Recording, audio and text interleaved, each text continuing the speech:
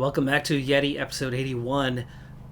First thing, this is day 3 of wearing the yellow jersey. We had 2 sprint stages, so Derek G has held on to it now into yet another stage, stage 5. First big mountain stage of this race. We've got our first Ars Cap coming up here real soon.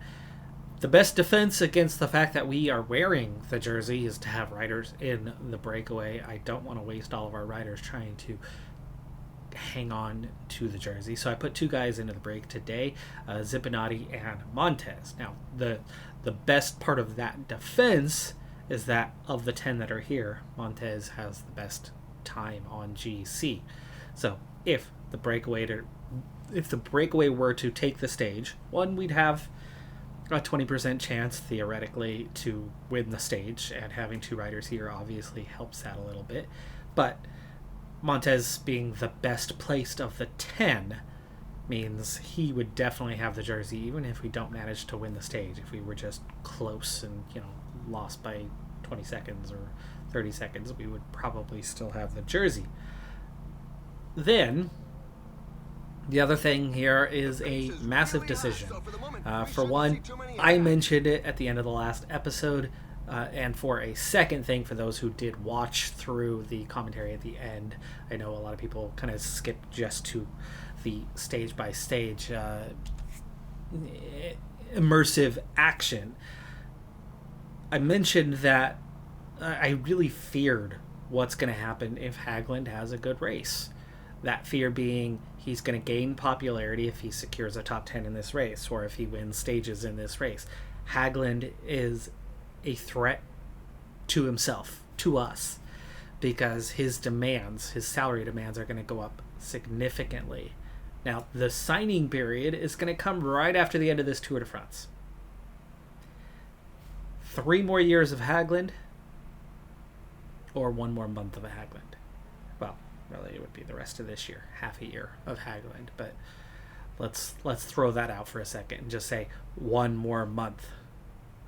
1 more month of Hägglund. That's not a good thing, right? That's a bad scenario.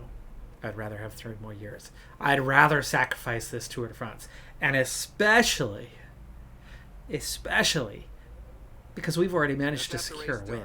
There should be a lot more movement. I did fear that there was the possibility that I would not come away with any meaningful victories out of this Tour de France. I mean, sure, we pulled one in the last race, and this is more suited to us, but it's the Tour de France. It's a bigger, better, deeper field than what we had at the Giro. So even with preparation, I was still pretty fearful for what's going to happen, as we've dropped now 3 riders. We're down to 5 here. Zippinati and Montez are both doing pretty well. Down to 4, down to 3 riders, 2K to go. Well, this is looking nice. It's Eddie Dunbar. We've got a real chance as we drop Dunbar. So Zippinati and Montez are going to go over the top first. Zippinati has 1 point. Montez has 5, and Montez is the better placed. Let's have Montez come through, and Zippinati will just follow. So, nice. We actually ended up dominating this climb. I mean, both guys are looking really good with +4s and +5s today, making them much stronger than they are naturally. At maximum points, this is going to give Montez the KOM lead for now. So it's a good day. This is a good day regardless, win or lose, for the team. Points-wise, 20. Points-wise, goes all the way down to 8th place. So none of the other guys have reached. We're already a minute and a half ahead of others and 5 minutes ahead of the peloton. Might as well have those 2 continue on working in tandem. We need them to recover on the descent here. And let's have Zippinati not get watered just yet. 71K still to go. There it is. Montez with 25, Zippinati with 16.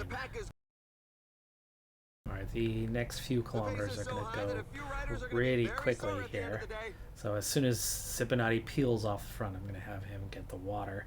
We'll look back on the team in a little bit, but their pace doesn't seem so bad. Everybody looks like they're going to make it up over the climb. No blinking red. Yeah, everybody's still holding near the front. We're 5.5 minutes out. We didn't accelerate, but the pack decided they weren't going to challenge here and now. Zippinotti's still doing the work, almost to the bottom. Let's get the water now. Panamar checking in. They have crested. They're halfway down the mountain, already beginning their recovery. Let's send Panamar back to get water. 163 still in the peloton, so nothing crazy going on in the break has meant the scenario has been good. But now it's 60k to go for 2 riders. We're going to have to keep an eye on what their pace is, how quickly the peloton's coming back at them. I don't necessarily need to push like mad. I mean, recovery periods are minimal from here. But we've got the 2 guys in the best, strongest position, so we'll just kind of watch the time. And if it comes down slowly, gradually, I mean, we've already burnt 5k up, down to 55, and their heart rate is staying relatively low. The gap is starting to come down just a hair. Actually, some of these guys seem to be dropping in position a little, but it's not blinking red. Okay, well, let's up the tempo a little bit. 52k to go. So that was 8k down, but half a minute of the lead is down. So we're definitely going to have to speed up if we are going to possibly hang on with those 2. But back in the field, yeah, they're not lighting it up. It's 70 riders. The field split. Would love to see them let up to allow their teammates back in contact that got split off during the descent. Okay, we have the water. We're inside 60k, and okay, blinking red on a 77. So their pace is definitely picked up. 48k. I'm going to save the speed up mostly for the climb, but we've lost 1 minute to the peloton. We've lost 30 seconds to a chasing rider, so upping to a 74 on the effort now. I think I'd rather try to push on the climb than on the flat. So Montez has an 80 today for his flat rating. Zippinotti 67, and Zippinotti is seemingly doing most of the work here. Up to a 75 now. We've lost 45 seconds to the chasing solo rider, which is still Eddie Dunbar. And we're about to climb once again. We want Montez to go over the top first to pick up maximum KOM points today. 3:43 now the gap. They've almost pulled back 2 minutes on us, and it's definitely not a significant lead anymore, but we're definitely going to start accelerating here. 40k to go. So we've taken care of about 20k of the 40. Good chunk of what's left is climbing. 4 kilometers for this climb, 6.5%. Opening the gap up to the rider behind us once again. I'd love to see it open to the field, but it's not. It's down to 3.5. They're definitely coming on hard and fast. And Dunbar has been caught by 2 other riders. These guys are already climbing. Setting 82 to hold position. What I was counting on today was actually the possibility of a sprint at the end, but now I'm actually looking at that slight possibility anyway of these 2 potentially hanging on. Oh, I didn't even look to see. Zippinotti went through first. Zippinotti got the 2 points. Montez got 1. That's okay. That's a cat 3. The next one, the cat 1, is the one that's important. And we're still 3 minutes ahead. In fact, we've opened it back up to 3:15, where it was down to 3. 13k to the top of the next climb. I'm going to set about a 78 for now. Peloton's down to 66 riders. Let's set the 85.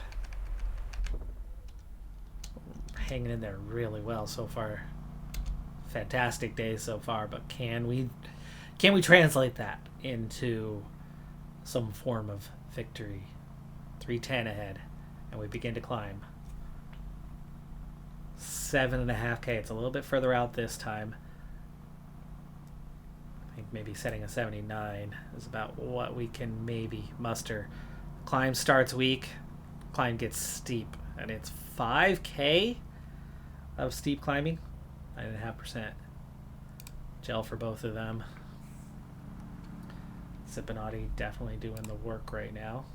The riders are going through a very tough backing off just a little bit for him. Some the other three have been caught. It's a 2.5 minute gap. Breakaway, given that the pack has increased its speed. Let's gel up with the domestiques for the day. 1K from the top. Still 2 minutes ahead, but very nearly out of energy. 300 meters. No, no, no. Zippinati, you're going to follow. 145 ahead. I think Zippinati overtook him anyway. As Montez is out of energy. Alright, so backing off to the 79 was perfect. We do lose Abdullah.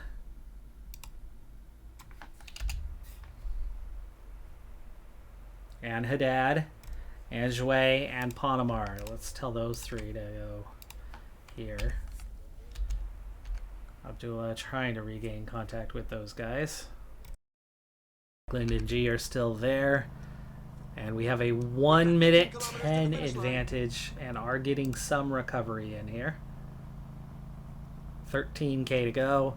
Last little flat section here, and then we're going to make a nice descent here for half of the remaining kilometers. But then it goes uphill again, so you've got to recover some. 1 minute advantage. They've got a chance. They have definitely got a chance, but they have got to recover here. Up the effort right now. Hagland can lead out G, and Abdullah is still chasing.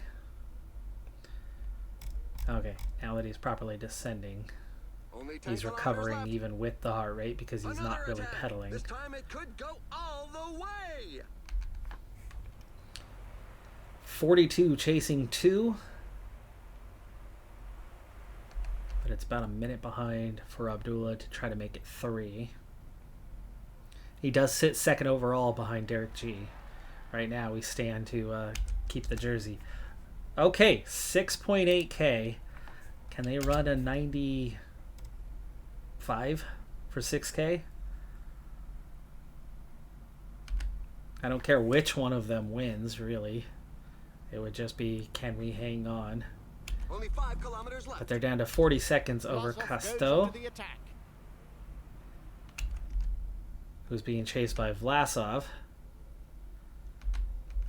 And Abdullah is Gel. Attack by Santiago Buitrago. 3K. 99.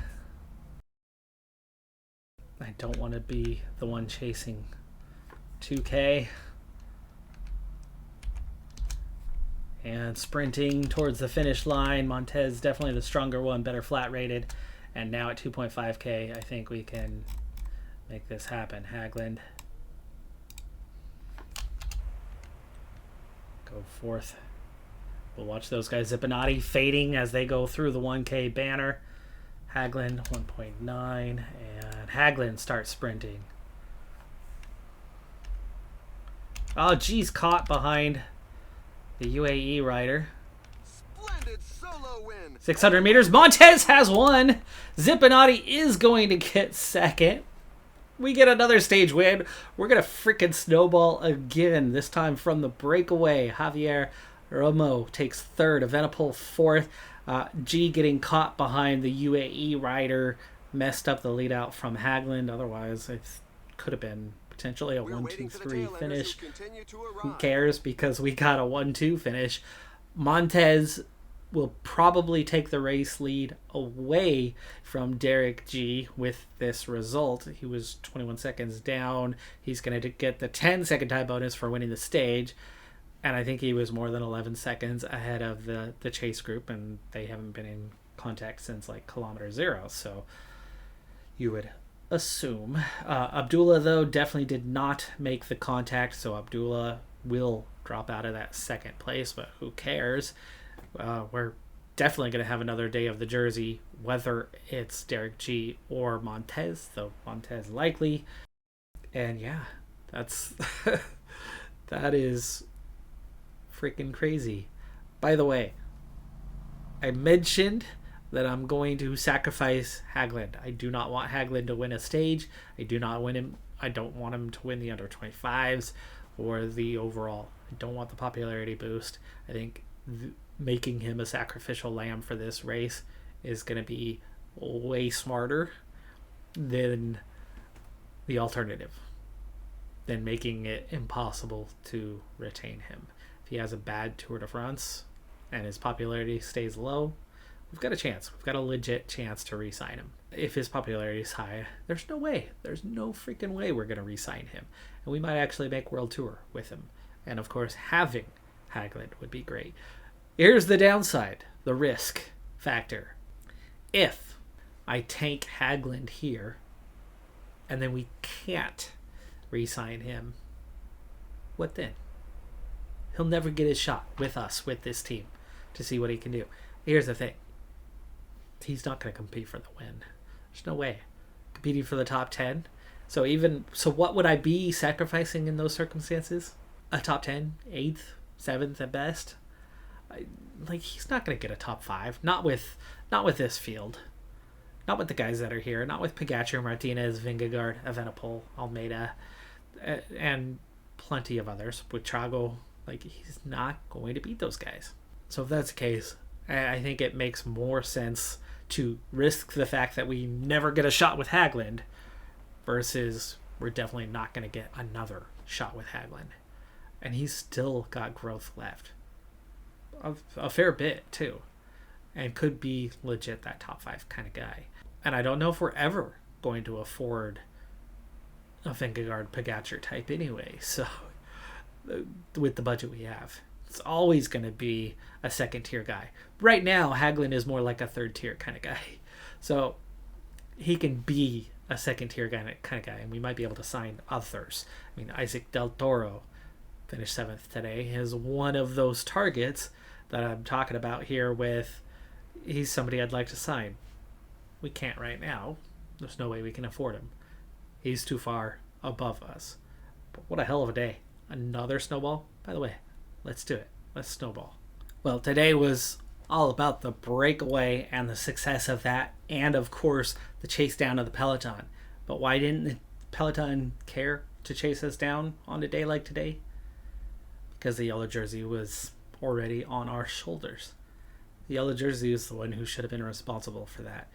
And the fact that our two guys were able to break off from everybody else and go solo for 70 plus 78k or something like that when they crested, that's a near 80k two-man ride to the finish.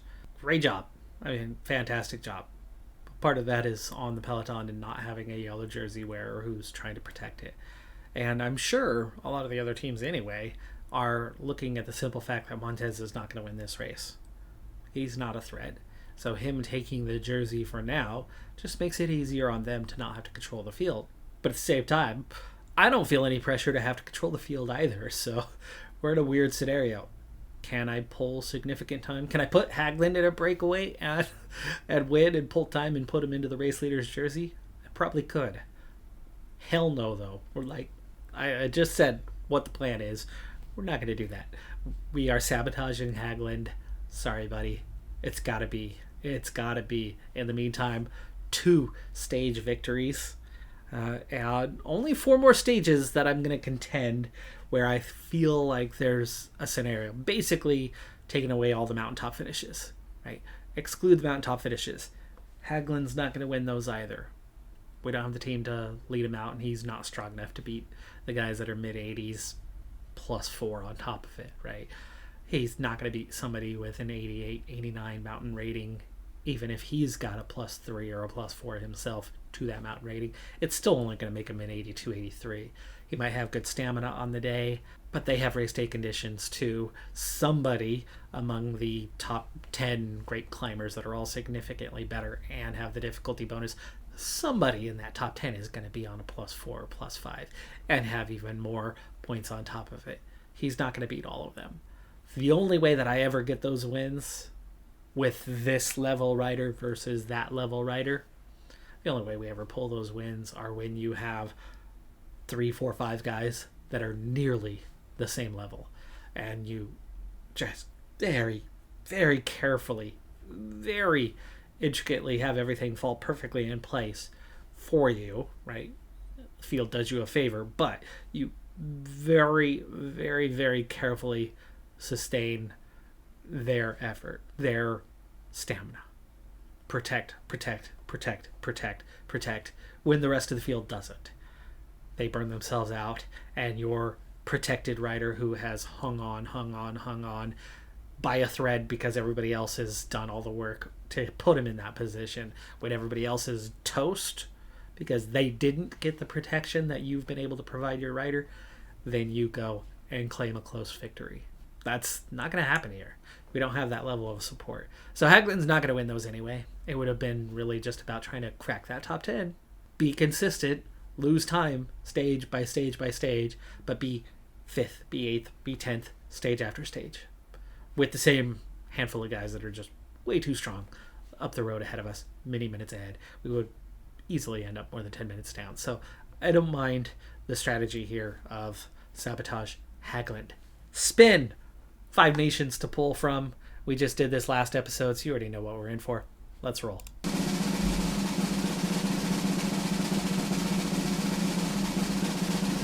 USA! Funny, I'm wearing this is USA soccer, though. You know, hey, it's all good. Football, I know. It's okay. I've got a big European audience for this game. I know you call it football. It's not like it wasn't the English who came over here and called association football, or the sock in association, nicknamed it soccer. It was already nicknamed soccer in the UK, and it was a English guy who came over and taught us the sport and called it soccer. Blame your country, mate. Don't blame us. 7.5 current nation, so fantastic current rating, but started as a 5.2. But there's definitely some good American riders in the field to select from. It's a big addition. Last year was a real surprise when I managed to snowball 4 times. I knew I was going to snowball some this year. I mean, I knew it was inevitable that we would get some wins, especially after doing so last season. However, I did not expect to do so 7 times by July. I did not expect to snowball 3 times at Grand Tours. I was kind of thinking I might get 1 or 2 over the 3 Grand Tours this year. Just didn't think we were quite built strong enough. We'd get a lot. We'd get podiums. We'd get top 5s. I didn't think we would get more than a couple wins. And Giro kind of put us right on that track. I was kind of surprised I got a win for Giro, being that it was the sprint profile. But we got one. We secured 1, and that was awesome. We've already got 2 here. At this rate, with how things are going, I don't see why I couldn't get a couple at La Vuelta. But we'll see. I don't know for sure the team that I have for that, but pretty sure I was going for the punchy side of things. But there's not going to be too much overlap with this squad and that squad. I wanted to diversify things a bit, so maybe we aren't in for more. And I'm only doing 4 more stages here for the Tour de France. There's only 4 more opportunities. How many more can I win, right? Can't be that much. Maybe we are done at 2. Maybe we've lucked out. Maybe we've managed to have a tremendous 2 out of 3 rate so far. 67% of the stages that I have participated in have netted wins in this Tour de France, which is just freaking crazy to think about. But I doubt that I'm going to maintain that type of rate. I have a feeling it's going to drop off. I don't expect to win 2 out of the next 4 to have a similar sort of rating. Just don't see that happening. You never know. But we're going to be skipping all the way to stage 10 on the next one. And there are big mountain stages coming, so the yellow jersey will be gone. It is on Montez's shoulders now, though. He was half a minute ahead of Zippinati, who tanked at the end. That flat rating for Montez helped carry him over the line ahead of Zippinotti. 42 seconds to the chasing group. Gives us a good advantage, but not a great advantage. But guys like Vlasov, Berhe, Bjerg, all losing time. Gegenhardt, minute 12 down. Abdullah was 2:22 down. Never could regain that contact, but didn't lose a ton of time. I mean, they lost a minute and a half to the field, but no matter. Big gaps after that, though. So on the GC side, Montez leads. Derek G drops to second place, but he's still there. He was in that group, 31 seconds behind Montez. Venepol, Pogačar, already into podium battle positions, where Vingegaard's right there, Almeida's right there. There's one of your strong American riders in Brandon McNulty, who's 31 now, strong medium mountain guy, right kind of profile. He could do a lot. But at 31, do we want to sign him? Del Toro at 25, a little bit better ratings is somebody we'd rather get after, but just can't get right here, right now. I think if we get Hagelin back, and if we make World Tour, which I think there's a good chance of, if, A plus B kind of thing, if we get Hagelin and have 3 guys at 5 or better, and one of them at 5.5 stars, there's a decent chance we make World Tour. If we pull that, I think the next year, signing possibilities improve greatly. Right? If you're a World Tour team, a lot of riders are more apt to join you. If you're a top 5 standings World Tour team, a lot more riders are likely to want to join you. So dossier costs go down, interest goes up. Signing McNulty or a Del Toro, Kevin Vermark gets a lot easier. Points. Well, G's got a good amount, but we're definitely nowhere near the sprint capability of Milan. But in that mountain, Montez has 36, Zippinotti has 26. We've got a 23-point advantage at this stage. I might as well send Montez, as I'm quick simming the next 4 stages, might as well send him into those breakaways and try to fight for the King of the Mountains. Though, I mean, rating-wise, I don't see him scoring very many points. Young riders all over that puppy. Hagelin, though, in that dangerous position where we don't want him to be. And we lead the team classification for the time being. Won't last. Let's start moving ahead stage by stage. Plan for the moment as we proceed into the next stage. Montez gets a leader assignment with taking part in KOM and riding in the breakaway and attacking. Meanwhile, Derek G gets ride for GC, take part in points classification, ride if in break, and follow attacks. Everybody else ride in a support role. And already time is lost. Hagelin 18th on the stage without really going for it. That's how far down he finds himself. Vingegaard, Pogačar, and how do we say this? He's a real person, 22, but he was very young at the time. Seixas? Sure. Carapaz was up there. Jersey's gone. That's first notable thing here. Hagelin loses a minute. Isn't really in a position of contention. And did we get any points? Milan got 4. Derek G collects none on the day. Mountain points. Ben Healy picked up 30. Oh man, Ben Healy.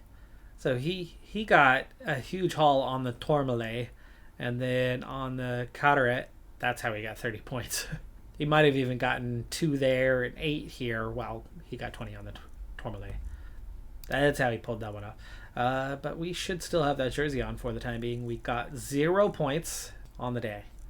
Hagelin not taking... Okay, it looks like we've got a strong candidate now for the under 25s to keep it away from us. And we lose 7 minutes, which drops us to 3rd in the team classification. Hagelin does lead the under 25s, though. Crap on that part. We don't want it. We're down to a 3-point lead as Ben Healy already had a few points from previous stages. G is still 3rd in the points classification. Hagelin is 10th. Montez is 19th. The worrying begins. Milan is dominating the green jersey competition with another victory, and G gets no points despite the assignment. So he drops to 9th in the points. I think we can now forget about that one. But in the KOM side, Montez will wear the jersey another day, as will Haglund. Stage 8, don't even need to say who won, as it's another sprint. KOM points were minimal, so another day unchanged. So before entering stage number 9, GC is unchanged, but G is well out of the points classification now. Montez still wears the King of the Mountains jersey. Haglund still wears the under 25s. And stage 9 is a medium mountain. I could probably do pretty well with one like this, but I don't want to, right? We want to sabotage. So Haglund, I'm going to take him off of the leader assignment. He might not be too happy with that, but screw it.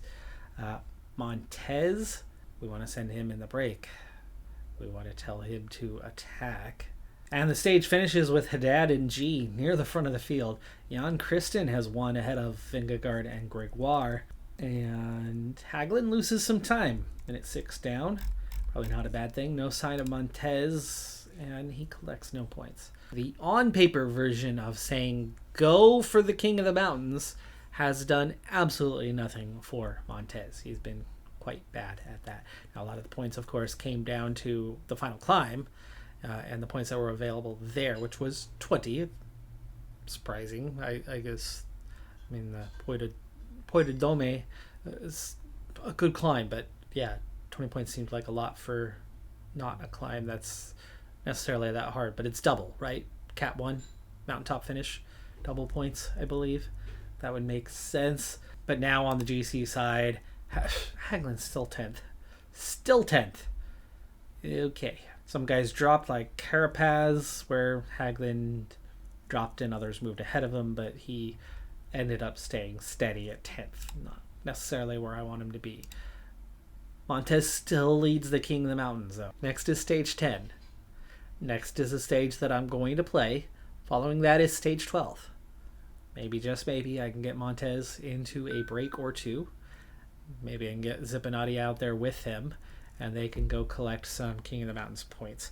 Maybe I can throw Haglund in that group as well if the field is so inclined to let me have 3 up there. And I'll definitely have some quality. Focus on getting Montez, or even maybe Zippinati. The bulk of the points is Zippinati is definitely a stronger climber. Montez, on paper, is not doing squat. Zippinati at least has a 75 mountain rating. Haglund, if you can start picking up some KOM points. I don't want Haglund to win that jersey, though. I don't mind if Montez or Zippinati do it. Even if they get that little boost to their salary, it would be like 5K more than what they make now. That doesn't hurt. 3K more than what they make when they go to ask. I don't know if their contracts are up. I don't remember if they're on my list. Don't much care. They aren't important riders. Haglund is. At this point, though, dangerously high for Haglund as he's still in the top 10. But Jan Christen is only 19 seconds behind him, and Seychelles is a minute 48 down. I think both of them have a good chance of overtaking him.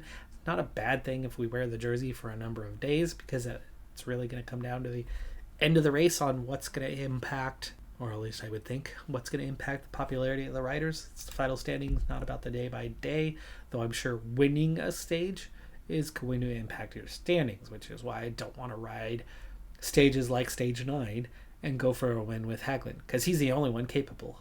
We go for the win and he succeeds, well, we're kind of screwed. If others win, no harm. 3rd in the team classification, yeah, not too bad, but we've definitely fallen off a bit from where we were. All right, folks, that's going to do it for this episode. We've got 2 of the next 3 stages to play live, and then the final 2 stages. And really, we only have 3 opportunities on the win more, because the Champs-Élysées is not going to be an opportunity to win. Not impossible. I've really pulled off the rare upset on that one going early. But that's with proper sprinters, even if they weren't as good, but having a good early lead out and detaching yourself about 7K from the finish, and then just like full gas and beating out the actual sprinters who dropped off. Not impossible here, but not really flat rated well enough to make that sort of surprise move. But we'll give it a shot. It's Champs-Élysées anyway, right? So really only 3 stages left, 10, 12, 20. That's going to do it for this episode. I'm Decathlon Gamer. Like, comment, subscribe, and I'll see you next time. Have a good one. Be safe out there. Bye for now.